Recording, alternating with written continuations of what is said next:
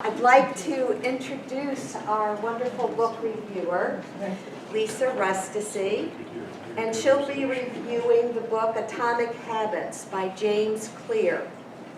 And Lisa is a teacher, a life coach, and a motivational speaker. Atomic Habits is a book that has changed how to look at breaking bad habits in order to form better ones. So without further delay, Lisa. Thank you. Thank you. And we're going to turn on the microphone. Let's see if I can do this. Hello? Okay, yay. Good. I am so technologically challenged. Well, welcome. I'm so glad you're here. How's everyone doing today? It's a little chilly out there. It feels a little fallish. So today I had my pumpkin coffee, my pumpkin biscotti, with my pumpkin creamer. I am all fall today. And I put on a sweater. But welcome. I'm so glad you came out, even though it was chilly. And it's gratifying to always have someone to talk to when you do something like this. Every once in a while, a book comes along that I think I just have to buy because I'm going to keep it on my shelf and I'm going to refer to it often. And this Atomic Habits by James Clear is one of those books. I have recommended it to my book club. Some book club members are here so they know. And anyone else who would listen in the last couple of months. I love books that help you become the best version of yourself. And we're always working on that, right? We're always looking for inspiration to do that. And this book did it for me. How many of you tend to make New Year's resolutions? I do. And then how many tend to break them? I do. I remember when I was going to the gym, January 2nd it was full, by February 1st it was empty, and it's just kind of how it goes. And so many of us struggle with keeping our promises, especially the promises we make to ourselves. But this book gives us hope that we can indeed turn that behavior around. All right, so let's see if I can do this. This remarkable book actually came about because of James Clear's personal tragedy, which he starts out the book with in the introduction. He was a very talented baseball player in high school until he got hit with a fast pitch in the face and almost died. He had quite a long and difficult recovery, which led him to despair that he may never get to play competitively again. And you can read all the gory details in the introduction, but I have to say, as much as I felt for him, I really felt for his mother and all that she had to go through. So it was really a tragedy, and it was really something that changed his life. 6 years, though, after being hit with that baseball, James Clear was selected as the top male athlete at Denison University and named to the ESPN Academic All-American Team. And that's an honor only given to 33 people in the United States. He also set records at the school in 8 different categories, and he won the prestigious President's Medal, which was the university's highest academic honor.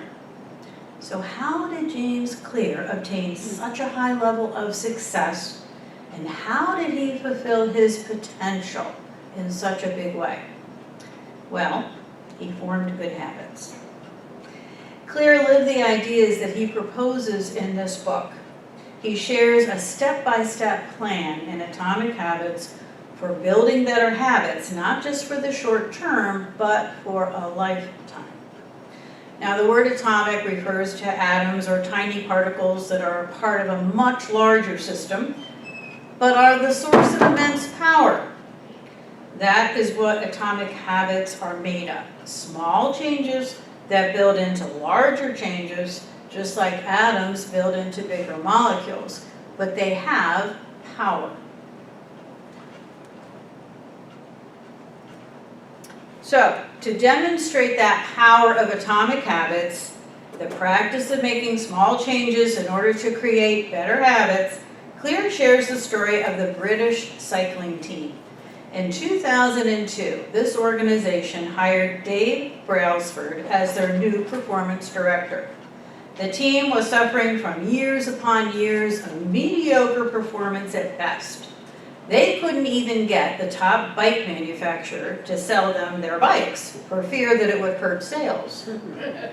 Right away, Brailsford and his coaches started to make small 1% changes, such as the kind of bike seat that was used and the type of racing suit that was worn. All these and numerous other little improvements accumulated, and the results improved faster than anyone thought possible. Just 5 years later, the British cycling team dominated in the 2008 Olympics in Beijing, where they won 60% of the gold medals available. Some of the cyclists went on to win the Tour de France several times. So it was just a remarkable recovery, all because of these 1% changes. So, as James Clear states, we tend to think that massive success, whether it's losing weight or writing a book or starting a business, requires massive action. However, we totally underestimate how making 1% improvements can accumulate and become a much more effective pathway to that action. If we just get 1% better at something every day, we will end up with results that are nearly 37 times better after just 1 year. And conversely, if we get 1% weaker at something, by the end of the year, you're 37 times not as good at that. So it goes both ways. And you know how you have sort of this, steady decline if you don't keep practicing things. Though there are so many things I have learned from reading this book, I didn't know where to begin to share, but I tried to pull out some highlights. As a former teacher of many age levels, I believe Atomic Habits should be required reading in high school. I wish my son and daughter had had it because I think it would have helped them, establish some good habits before college. However, there are so many good practical steps in this book that I think those could be taught at any age. So, kind of keep that in mind for Christmas if you're looking for a book for your high school grandchild or something. So, I do believe this book is life-changing and eye-opening, and I hope by the end of this talk you will too. So, here are some of the takeaways from this book. Habits are like trees. If you're trying to break a bad habit, it can feel like trying to uproot a mammoth oak tree. And when you're trying to adopt a new habit, it can be like trying to grow a tiny seedling. Both can be challenging. That is why Clear's method of tiny changes works. We get to see success in little increments, but we still get to see some progress. So I think that's really important. Goals can be overrated. They are certainly helpful when we're trying to create focus.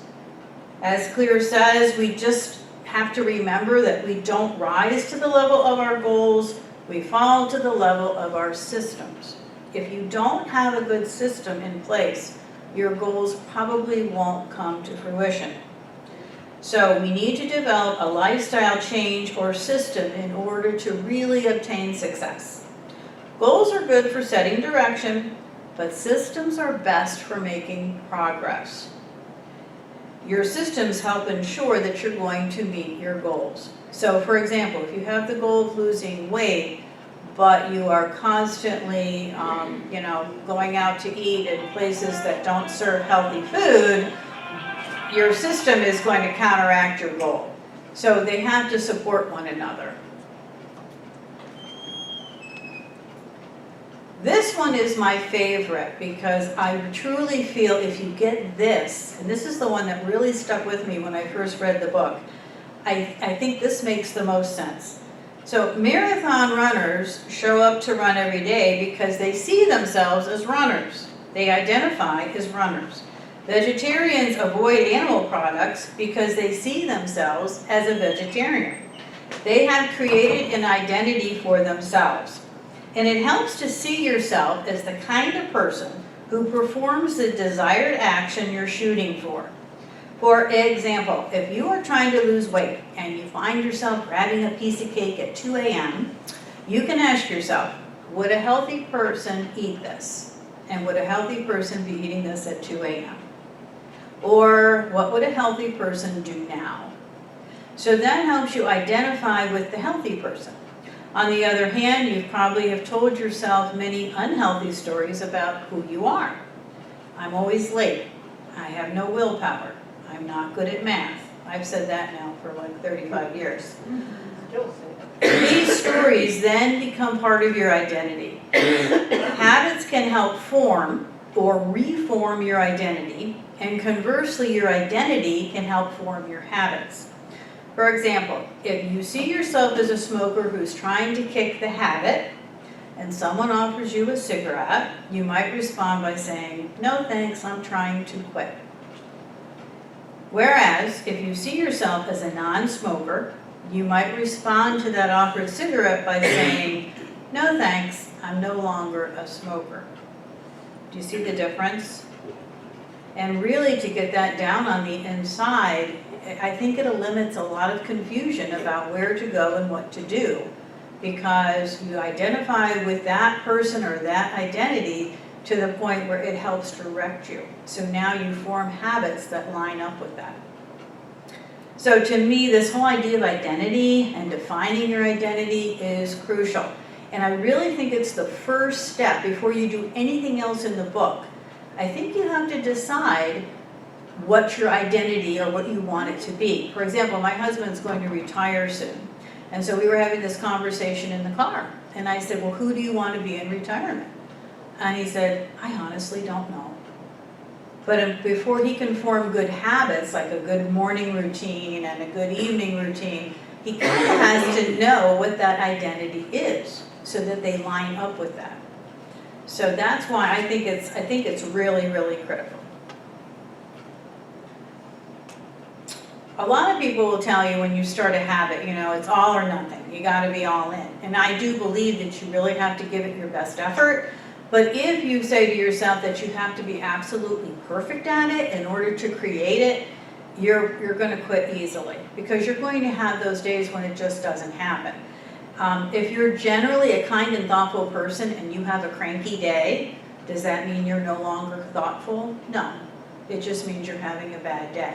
But what Clear says is, try not to skip a habit, 2 times. You might do it once, try not to do it twice, because then it can be starting to form a bad habit.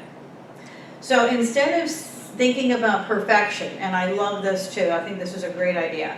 He says, think of election. So picture a ballot box where you're going to put votes for your new habit and your new identity. So every time you choose that good habit, it's like casting a vote in that ballot box. So the goal is, of course, not to have perfect, voting here, but to have the majority. So you won't have all the votes, but if you have the majority of the votes, you're going to be good. Another thing you can do that he suggests is to stack your habits. So you can see down here, this is his habits in the morning: wake up, turn on the coffee machine, write down 3 things he's grateful for, write down my 5 most important tasks. And so he does that every day. I do number 3 every day, and I love it because I've now made that a habit of how I start my day. I had a speaker come in when I was teaching at the college, and he talked about his morning routine and how he doesn't really give that up for anything if he can at all help it. He said, it's just gotten to, how I start my day, and I love it. So whatever your morning routine is, and we'll talk about that in a little bit, if you want to interject then a new habit, it's easier to interject it when you've already got these 4. Then you can easily add in another step. For example, maybe you want to put in 20 sit-ups after you check your emails. So now checking your emails will signal, okay, now it's time to do sit-ups, and I'm already putting aside time in the morning, so it works out. It's also very helpful to track your habits for a while and see how you're doing. And so he gives you tools to do all these things on his website. So you can print them out. I've printed them out so I can use them when I start my new habit, which I'll talk about. Okay, next. Be predictable. So when I was teaching at the college, I would say the very first class, those who are consistent will get the better grades. Not necessarily the smartest people in the room. And it was so true. The kids that just kept showing up, you know, and maybe they didn't always do well on the tests, but they just kept coming. And eventually they surpassed those who came periodically and maybe, you know, aced a test here and there. Consistency is so important. It's the person that creates this predictable, repeatable lifestyle who shows the most growth. So don't be afraid to be boring, I would say. It's okay to be boring, all right? This one is interesting too, because when we talk about shape your home because it will shape you, we are really talking about your physical environment and how that looks. So if you are trying to exercise in the morning, but the exercise equipment is upstairs and you're trying to exercise downstairs, or you have to drag weights up and down the stairs, you're probably not going to do it. So it's creating that environment that will help you with whatever it is you're trying to do. Claire says that you don't have to be the victim of your environment if you're the architect of your environment. So you should design your environment to suit your needs. There was a famous chess player who wanted his children to become famous chess players. So from the time they were born, he just had chess magazines sitting out, posters about chess, they played chess, he taught them different techniques, on and on and on. Of course, they all became wonderful chess players. He really set that environment. So environment is really important, and it can be a deal breaker if you don't have it. This one's important for children right from the get-go, to choose your friends wisely. As Claire states, the people around you literally shape who you are. You're usually an average of the 5 closest people in your life. So think about that. Think about the 5 closest people and then think about yourself, and you'll see that you're probably a culmination of those. So you want to find friends that identify with the person you are becoming. If you want to be a runner, hang out with runners. If you want to be a reader, hang out with readers. Join a book club. As my son always says, if you hang out with 5 stupid people, you will end up being the 6th stupid person. So be careful about who you hang with, and you want to have people that can share, you know, and support you in your new habit. Take action. This seems kind of silly, like isn't that what we're talking about? But honestly, so many people talk about things, but they don't actually take the action to do them. Your actions reveal how badly you really want something. And as a life coach, I can tell you that a lot of people come to me all kinds of excited, and we have chats and we talk, and then the next time they come and we counted it go, well, I didn't actually do it. But they love talking about it. So the action part is the part that really says, what are your true motivations? Do you really want it? Is this something you're willing to do something about? So taking action is crucial. Keep going means even if you fail at something, you don't do as well as you had hoped, you can still succeed in the long run. Here's where that consistency comes back in here. Decide not to let failure sideline you. Too often we say, well, I guess it just wasn't for me. I guess exercise isn't my thing. And we give up very easily. But there's such a thing as fail forward, where when you fail, you learn from it, and then you go forward with that learning. And so it's okay to fail. It's just don't let it sideline you. And if we were all afraid of failing, we would never have any of the inventions that we have. You know, electric lights being a big one, 10,000 tries before Edison finally found the light bulb. So thank God he wasn't like, well, this isn't for me, you know, after 5 tries. So we need those people in our lives that are like, okay, we're going to do this. So fail forward and don't let that sideline you. And then lastly, reflect and review. So it's really important that you kind of keep track of your performance, that you see how you're doing, that you tweak things when necessary. So James Clear asks himself 3 questions at the end of every year. We are going to answer the same 3 questions on your paper, and you don't have to share, so don't worry. But you're going to answer these 3 questions with what you did yesterday. So that should be easy to remember, right? A lot easier than the past year, probably. All right, so if you don't have paper, there's some right up here on the corner of the table. Help yourself. Anyone who needs paper, just let me know. I need paper. And the reason we write things down and the reason we do these kind of, I mean, I'm always like, oh, can I do this without writing it? Writing it actually helps to cement things in your mind. There's something about that connection. So if you write these 3 questions, you can do this again tomorrow and the next day.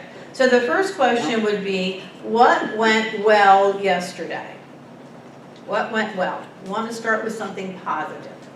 So what went well yesterday? And it could be something little. Someone held the door for me when I had an armful of groceries, or someone said hello to me and recognized me in my mask, or it doesn't have to be grandiose, just something that went well.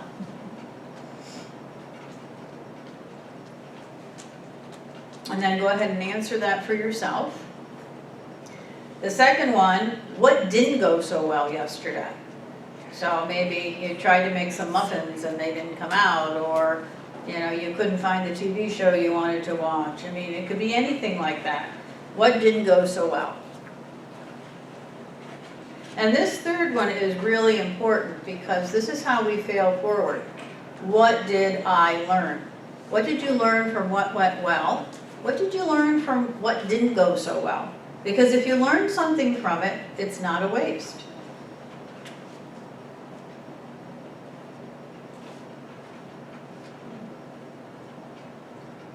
And believe it or not, these 3 simple questions help you to stay on track because you're constantly checking in. Okay, so how can I improve that tomorrow?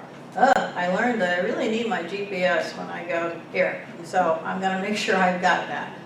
Or I'm going to put a list by the door of the things I need to take with me because it seemed like I really needed my glasses yesterday. And, so things that just will help you in the future. So it really helps to check in. Now keep that paper because we're going to do something else in a little bit. Okay, so there are 4 parts of any habit, whether it's a good habit or a bad habit. And they kind of go in a loop. So it's a loop. You start with a cue, there's a craving, a response, and a reward, and it starts all over again. So, for example, the trigger or the cue to act is what kind of starts the habit moving. For me, so I'm going to use myself here. I'm going to be very vulnerable and use myself. I was raised with a dessert of some kind after dinner. It could be Jell-O, it could be a cookie, but there was always dessert after dinner, and there still is when I go home. And that has been cemented in my mind.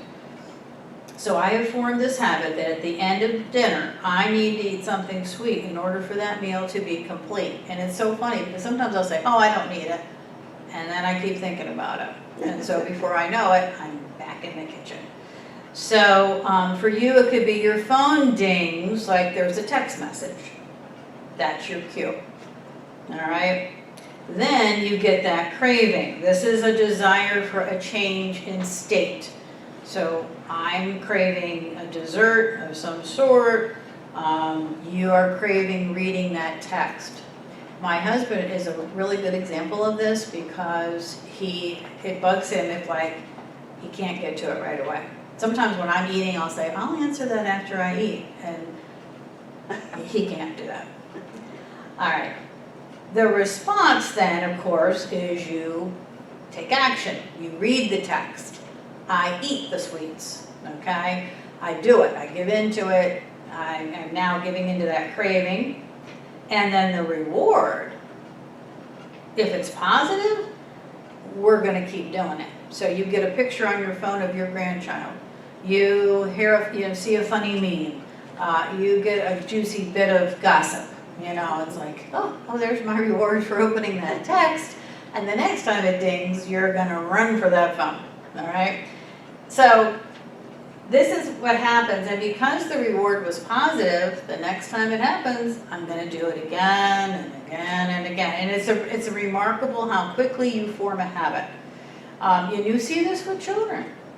You see it with kids, and as a teacher, I can tell you, you know, that you can see that the little mind like, oh, that worked. I think I'll do that again.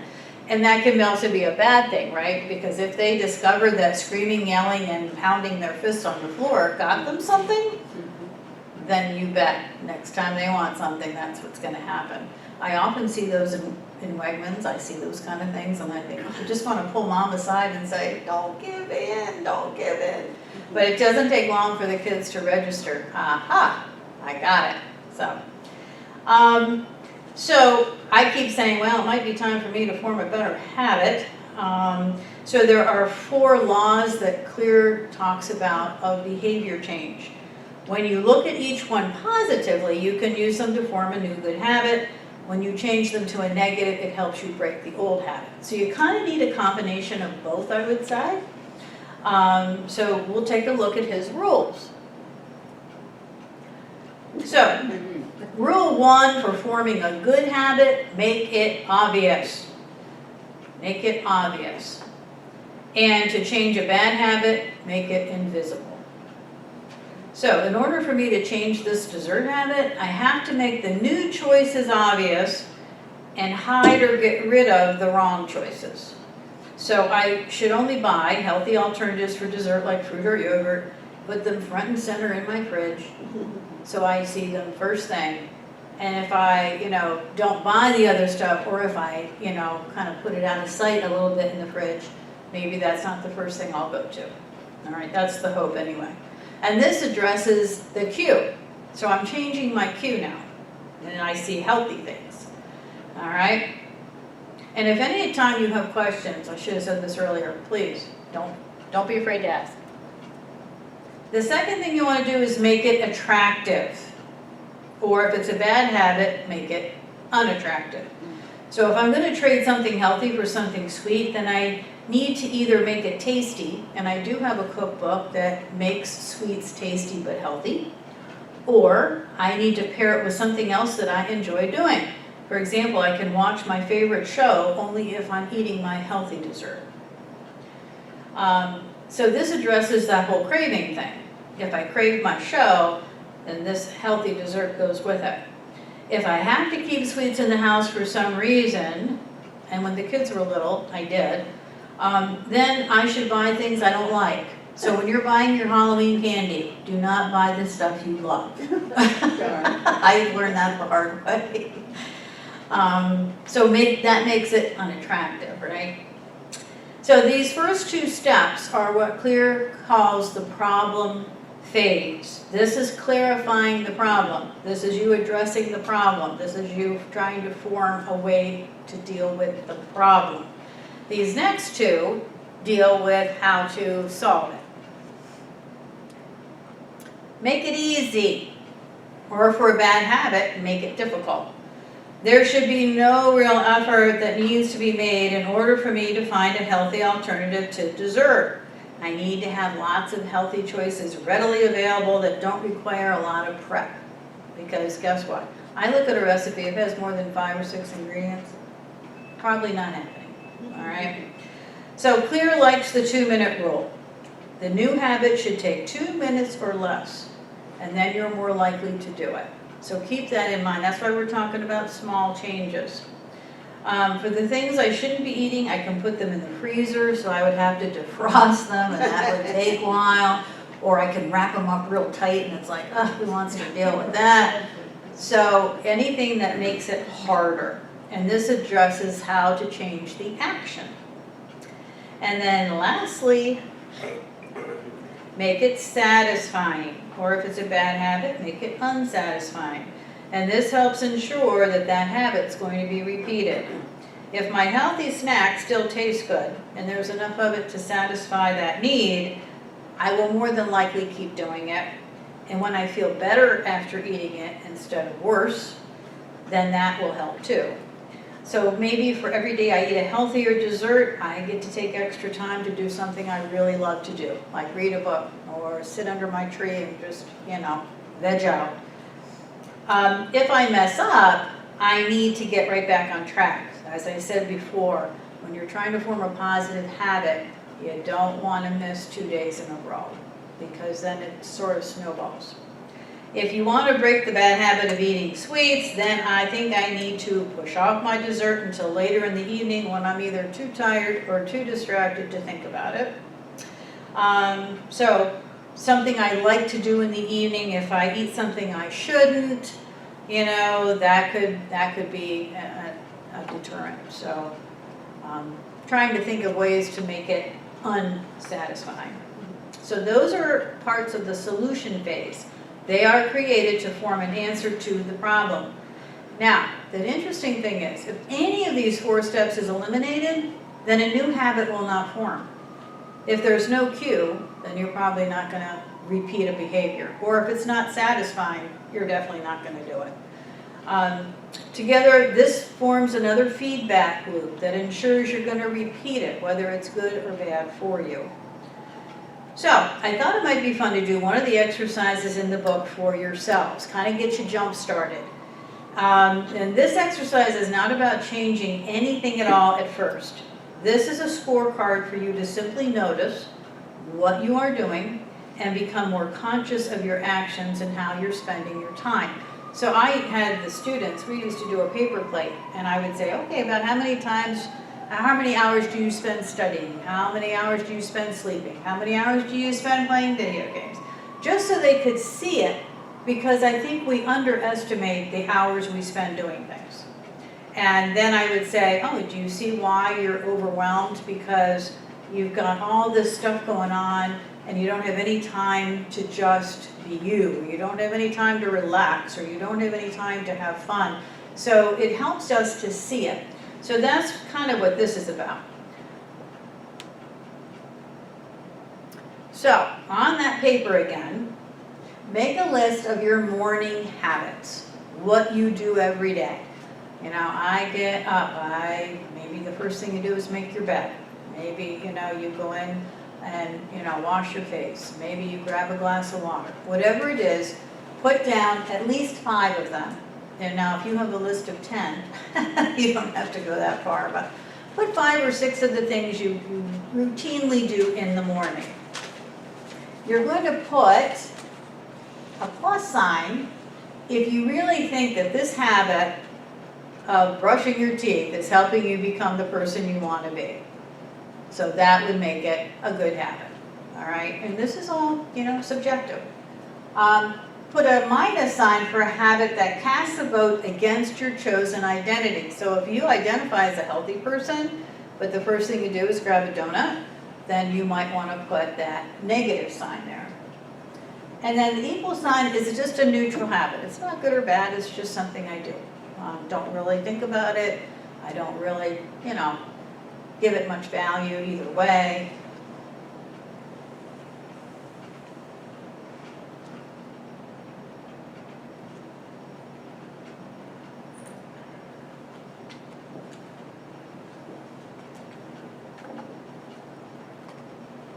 So again, it's like, why write this down? I know what I do every morning. Because to see it on paper, again, helps you review. Is there a habit I need to drop here that maybe isn't so great for me? Or is there a habit I want to add? Wow, this only takes me an hour to do. Could I add 15 minutes of a walk? Could I add 15 minutes of reading? Could I add something in here and it wouldn't really make that much difference time-wise? Or do I have so many things in the morning that I just can't fit it all in and it's now becoming a burden? So it just helps you evaluate. You can do the same thing with your whole day. You can do it with your evening routine. This is just one of the exercises that he suggests. And as I told you, if you go on to his website, you can print all of these out. He gives all this free information. So I think it's absolutely wonderful. So there's a lot more interesting questions in the book as well. How does your personality affect your habits? How can you choose habits that best suit your talents? I used to have students that came into CCC, and I would say, so, you know, what are your future goals? And they would be about 4'5", and they'd say, well, I want to play in the NBA. And not that you want to squelch anyone's dreams, but I had to try and get them to think, you know, of maybe other opportunities that may suit their talent or their ability or even their stature. So thinking about, you know, what is within your realm. If you decide tomorrow you're going to be a marathon runner and you've never run before, that may be a huge challenge that will take, you know, a lot of time to get to. Not to say it's impossible, but if it's not something you even enjoy or you're really not even talented in that area, then I think it's a little bit harder, bigger leap. How do you stay motivated? What is the downside of creating good habits? Is there a downside? How can you break the beliefs that are holding you back from becoming successful? Beliefs are a huge thing. They drive everything, whether you realize it or not. It's one of the first things I do with a new person, a new client, is find out what their belief system is, because that's what drives you. It's what makes you do what you do. So beliefs are huge. What is the secret to results that last? How can I keep this good stuff going? So as I said before, this is the kind of book you want to hang on to, refer to often. If we are determined to become the best version of ourselves, then there will always be bad habits we want to break, good habits we'd like to form. We're always tweaking, we're always trying to become that best version. James Clear gives us the tools we need to do both of those. And he says that the real reason habits matter is not because they get you better results, although that can happen, but because they can change your beliefs about yourself. And I just love that. So that's why this book is so life-changing. I hope you will read it for yourself and begin to make the small changes that will make a big impact in your life. Great quote by Aristotle, and so true. Thank you so much.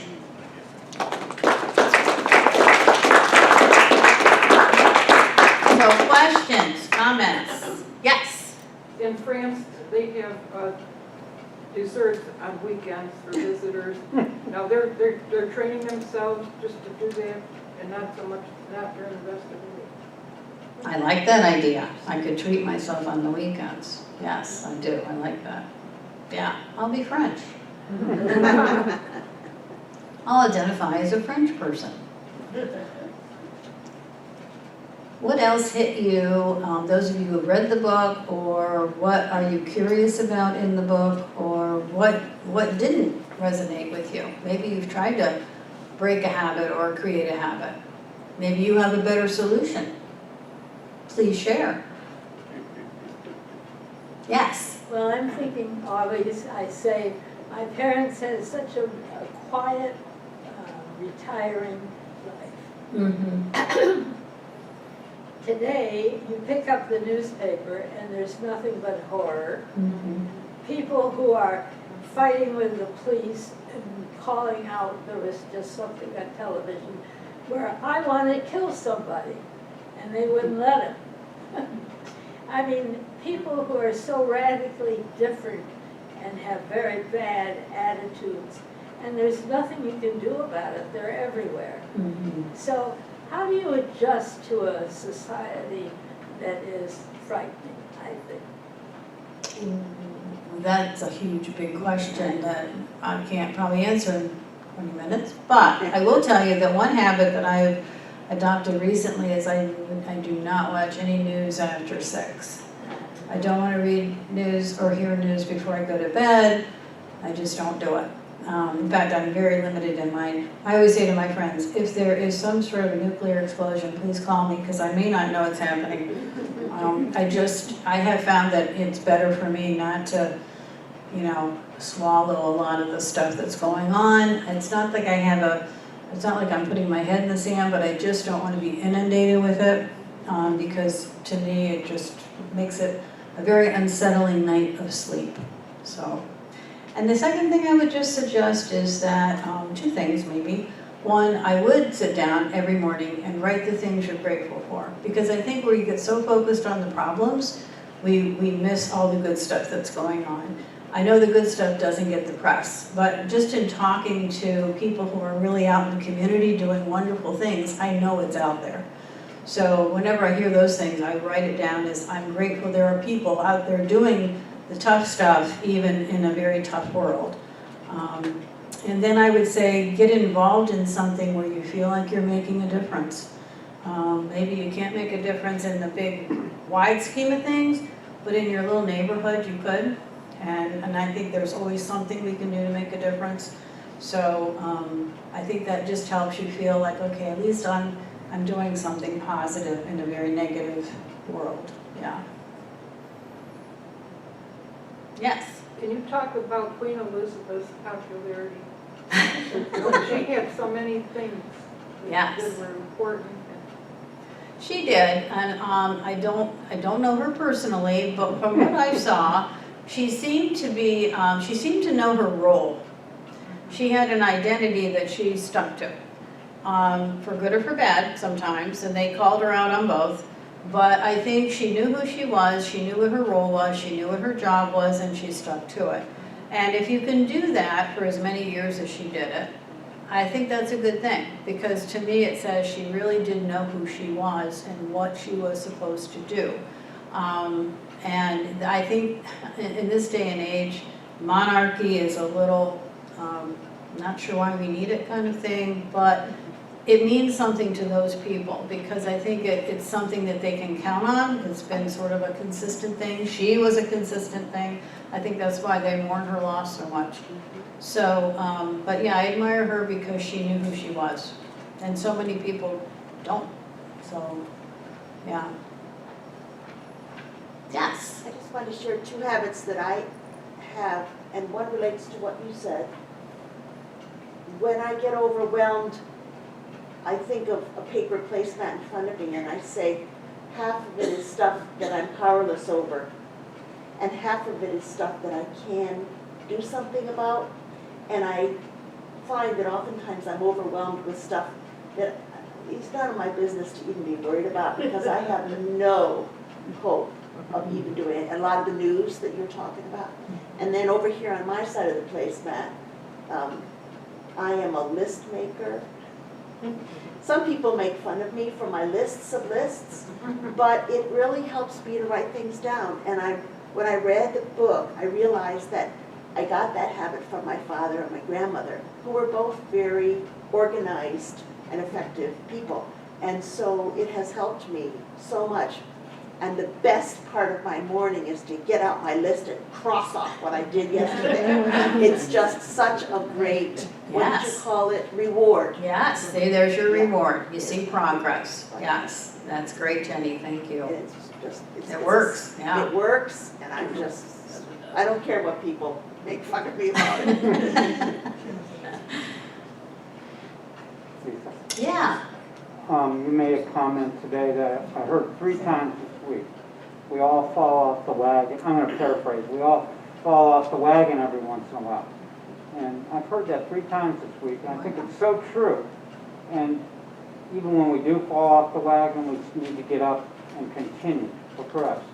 And to me, that's one of the most important skills to have. Yes, it is. Yes, it is. Because I know myself, there are times I gave up way too easily, and just made the excuse, well, I don't think this is for me, which is just an excuse. But, it sounded good at the time. But, no, I think it's kind of, that perseverance is so important. Like I said, we wouldn't have anything, I don't think, any invention if the people gave up really easily, because they all took time. So, yeah. Thank you. Someone over here. Yes. Something that you said that really struck me, and it sort of piggybacks off of what Charlie said, is the idea not to have it happen twice and 2 days in a row. Yeah, so it's really the 2 days in a row that makes the difference. Like, it'll happen twice. So let me clarify. If it's 2 days in a row, chances are you might just keep going with that. And again, he has done years and years of research. He wrote many, many essays about habits before he actually did the book. So he was writing in newspapers and magazines and finally decided, well, I might as well put it all together. So he's done a lot of research, and apparently 2 days in a row is a temptation to then not do it. So. It becomes too familiar. Yes, And you remember the bad habit. right, Yeah. yeah, yeah. Anything else? Yeah. What if a person perseveres in a, one semester of perseverance and it still doesn't come about and you don't know to stay, I don't know to stay with that? Or you don't see any future, like have you done something and got in the wrong field? Or what is your next, see then it leads to what's next? Right, and sometimes that does happen, especially with students that don't know what they want to do. And you know, I know it's expensive sometimes, but college should be a place where you kind of find that out. You know, I think we expect kids to go in at 18 and have a plan and it's just follow it. Rarely does that happen. Most students change their majors several times. But I think it depends on the individual. So I have sat down with students who maybe didn't do all that great, but I still feel like their heart is in it, you know, so that maybe they just needed a tutor. Maybe they needed to spend more time studying. You kind of have to ascertain with each student what the problem was. What if you are good at what you're doing and you still, it's like so much in life is context? Mm-hmm. Yes, And that's true. Sometimes it's. That's where I fall through it. Right, so my son had a speaker come to, when he was in college, he called me, which is always a sign that something big happened because he didn't often call. So of course when he called, I'm like, oh my God, what's wrong? He goes, no, I heard this speaker and it really impacted me. Mom, it's not what you know, it's who you know. Yeah. I was like, oh, he goes, I'm taking that and running with it. And he did. He actually has made a lot of networking contacts, and that's how he's navigated his whole career. So there is something to be said for that, because you can be the brightest tool in the shed, but if you can't find anyone to listen to you, or they don't give you, a lot of times with interviews, as he found out, it's hard because you don't make it past the second step, because he's like, I just want to be able to talk about who I am. You know, how I look on paper is one thing, but if I could just tell them who I am, if I could say it in my own words, a lot of times you don't get that chance to do that. So, so if someone can help you get an interview or help, you know, pave the way for you, obviously that's much better, yeah. Anybody else? Well, thank you all so much for being here. Thank you so much. Thank you.